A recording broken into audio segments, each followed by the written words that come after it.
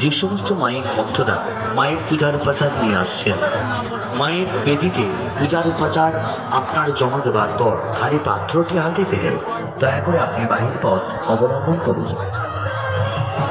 ফাঁকা রাস্তা থেকে মাতৃবেদী যাওয়া পর্যন্ত যে সোজা রাস্তাটা আছে, দয়া করে সেই রাস্তার মধ্যে কেউ দাঁড়াবেন না। পাকা রাস্তা থেকে মাতৃবেদী পর্যন্ত যাওয়ার যে রাস্তাটা আছে, দয়া করে সেই রাস্তাটার মধ্যে কেউ দাঁড়াবেন না।